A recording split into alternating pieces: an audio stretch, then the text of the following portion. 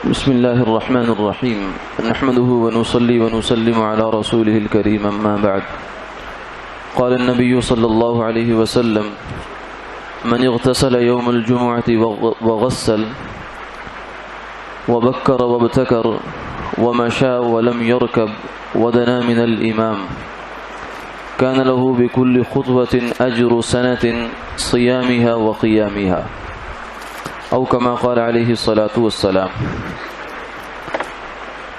حضور نبی کریم صلی اللہ علیہ وسلم نے ارشاد فرمایا کہ جو بندہ جمعہ کے دن غسل کرے اور صبح صبح یعنی اول وقت میں مسجد میں پہنچے، پیدل چل کر آئے، سوار نہ ہو، تو اس شخص کو اور پھر امام کے قریب ہو کر وعظ اور نصیحت کی بات سنے تو اس شخص کو ہر قدم پر 1 سال کی عبادت کا ثواب ملتا ہے۔ اس 1 سال کی عبادت سے مراد دن کا روزہ اور رات کی عبادت ہے، رات کا قیام ہے۔ جمعۃ المبارک سید الایام ہے، دنوں کا سردار ہے، اور اس امت کے لیے بالخصوص اس دن کو اللہ رب العزت نے محفوظ رکھا۔ یہودیوں نے ہفتے کا دن اپنے لیے منتخب کیا، عیسائیوں نے اتوار کا دن منتخب کیا، لیکن جمعہ کا دن امت محمدیہ صلی اللہ علیہ وسلم کے لیے اللہ رب العزت نے خاص رکھا اور اس کو گویا کہ چھپا کر رکھا کہ اس دن کے اندر بہت سی فضیلت ہے۔ فرمایا اس دن جمعہ کے دن میں ایک گھڑی ایسی ہے کہ جس میں جو بندہ بھی اللہ سے دعا مانگتا ہے وہ دعا قبول ہو جاتی ہے۔ مختلف اقوال ہیں کہ وہ گھڑی کون سی ہے۔ ایک بہرحال زیادہ حضرات کی رائے یہ ہے کہ وہ امام کے ممبر پر بیٹھنے سے لے کر نماز پڑھانے تک کے جو وقت ہے اس کے دوران کوئی 1 ساعت ہے، چاہے وہ 2 خطبوں کے درمیان ہو۔ تو جمعہ کے دن میں بہت سی فضیلت۔ آپ نے یہ بھی فرمایا کہ جمعہ کے دن مجھ پر درود پاک کثرت سے پڑھا کرو، اکثروا علی من صلاتکم فی یوم الجمعہ فإن صلاتکم معروضۃ علی، اور اس یقین سے پڑھا کرو کہ تمہارا درود فرشتے میری بارگاہ میں میرے پاس پہنچاتے ہیں، مجھ پر پیش کیا جاتا ہے۔ جمعہ کے دن کے اعمال میں سے ایک عمل غسل ہے، ناخن کاٹنا ہے، بال کاٹنا ہے اور خوشبو لگانا ہے، پھر جلدی مسجد میں آ جانا ہے۔ امام کے مسجد میں پہنچنے سے پہلے آدمی مسجد میں پہنچ جائے۔ اس کا بھی باقاعدہ اجر کا درجہ لکھا جاتا ہے۔ جو شخص پہلے آتا ہے اس کو مکمل اجر ملتا ہے۔ فرمایا کہ اس کو اتنا اجر ملتا ہے جیسے ایک اونٹ راہ خدا میں اس نے قربان کر دیا، ذبح کر دیا۔ پھر اس کے بعد گائے ہے، پھر بکری ہے، پھر مرغی ہے، پھر انڈا ہے، پھر آخر میں ایک وقت آتا ہے کہ فرشتے وہ دفتر اور رجسٹر لپیٹ دیتے ہیں جس میں اجر لکھا جا رہا ہوتا ہے۔ پھر اس کے بعد جو آتا ہے اس کو جمعہ کا فرض اس کے ذمے سے اتر جاتا ہے، مگر آنے کا الگ سے کوئی اجر اس کو نہیں ملتا۔ تو جمعہ کے دن کوشش کرنی چاہیے۔ اسی لیے اصل بات یہ ہے کہ جمعہ کا دن فارغ کر دیا جائے اللہ کی عبادت کے لیے۔ آدمی صبح ہی سے اپنے کام میں لگے، تلاوت میں لگے، صلاۃ التسبیح پڑھے، نوافل پڑھے، ذکر کرے، تاکہ جمعہ کی تیاری جسمانی بھی ہو اور ذہنی بھی ہو اور ایمانی تیاری بھی ہو۔ لیکن افسوس کی بات ہے کہ ہم آج کل جس ترتیب سے گزر رہے ہیں سرکاری سطح پر، اس میں جمعہ کا احترام اور تقدس جو ہے وہ کل عدم ہوتا جا رہا ہے، ذہنوں سے نکلتا جا رہا ہے۔ بہرحال اپنی ذات کی حد تک ہم اس کے مکلف ہیں کہ جلد از جلد اس کام کو کر لیا کریں اور غسل کر کے مسجد میں پہنچا کریں تاکہ جمعے کی فضیلتیں صحیح معنوں میں ہمیں مل جائیں۔ اللہ رب العزت عمل کی توفیق عطا فرمائے۔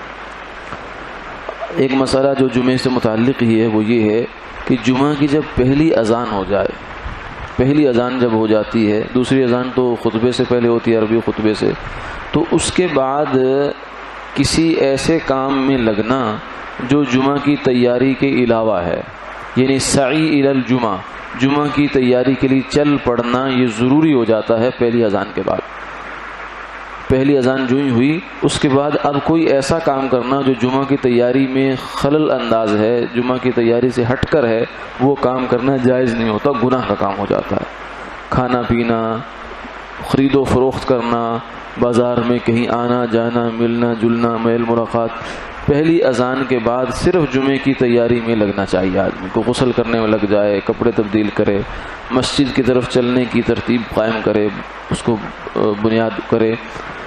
یہ جمعہ کے دن پہلی اذان کے بعد یہ ذمہ داری بن جاتی ہے۔ اس سے پہلے فضیلت کی چیز ہے، جتنا جلدی کر لیں گے اچھا ہے۔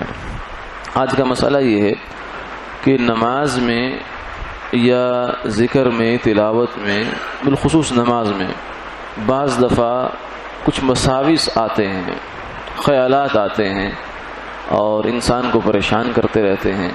بلکہ عام زندگی میں بھی یہ وساوس کبھی کبھار آدمی کو گھیر لیا کرتے ہیں۔ ایمان کے بارے میں آنا شروع ہو جاتے ہیں، اللہ کے رسول کے بارے میں، قرآن کے بارے میں اور چیزوں کے بارے میں وساوس آیا کرتے ہیں۔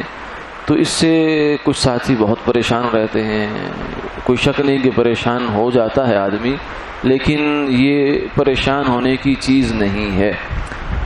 سرکار دو عالم صلی اللہ علیہ وسلم کی خدمت میں کچھ صحابہ آئے، فرمایا کہ یا رسول اللہ، ہمارے دلوں میں بعض دفعہ ایسے وسوسے آتے ہیں کہ ہم انہیں زبان پر لا نہیں سکتے، زبان پر لانے سے بہتر ہے کہ ہم جل کر کوئلہ ہو جائیں۔ آپ نے فرمایا اوقد وجدتموہ، کیا واقعتاً ایسا ہے؟ فرمایا کہ ہاں بالکل ایسا ہے۔ فرمایا ذاک صریح الایمان، یہ پریشانی کی بات نہیں ہے، خوشخبری ہے کہ یہ تو خالص ایمان کی نشانی ہے۔ اس کا مطلب ہے کہ تمہارے دل میں ایمان ہے، دین ہے، اور تمہارا عمل قبول ہو رہا ہے۔ اس لیے کہ وسوسہ شیطان کی پریشانی کا نام ہے۔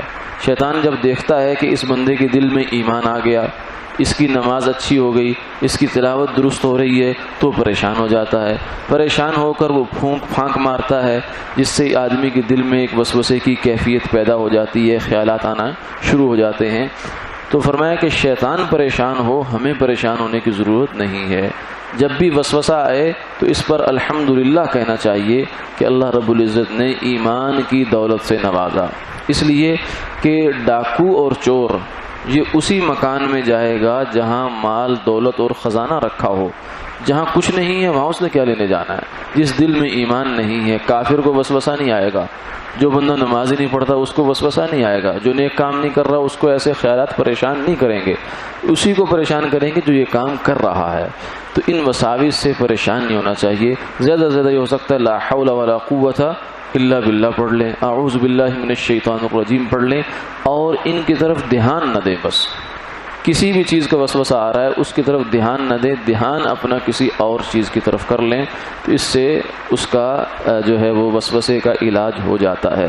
باقی نماز میں از خود کوئی خیال نہیں لانا چاہیے، یعنی آدمی اپنا حساب کتاب شروع کر دے دکان کا، تجارت کا، یا کوئی اسکیم منصوبہ بنانا شروع کر دے، نماز میں کھڑا ہوں، وقت ہے اب میرے پاس، نہیں، از خود کوئی خیال نہیں لانا چاہیے۔ جو غیر اختیاری طور پر خیالات اور وساوس آ جاتے ہیں ان سے نماز کے خضوع میں ذرا بھی فرق نہیں پڑتا، کوئی اجر میں کمی نہیں آتی، چاہے جتنا مرضی آتے رہیں۔ بس جب بھی خیال آئے اپنا دھیان جو ہے وہ دوبارہ نماز کی طرف لے آئیں، جو نماز کے اندر پڑھا جا رہا ہے اس کو سوچنا شروع کر دیں، اور اس کے علاوہ کوئی اچھا تصور جو ہے نماز میں، بیت اللہ کا تصور ہے یا کوئی اور ایسا اچھا تصور ہے وہ کر لیں۔ اس سے اللہ تعالیٰ اس سے رفتہ رفتہ نجات عطا فرما دیتے ہیں۔ غیر اختیاری طور پر وسوسے کے آنے سے کوئی فرق نہیں پڑتا، چاہے ایمان کے بارے میں آئے، چاہے طلاق کے بارے میں آئے، چاہے نماز کے بارے میں آئے، چاہے ذکر اذکار کے بارے میں آئے۔ اللہ تعالیٰ حفاظت فرمائے اور عمل کی توفیق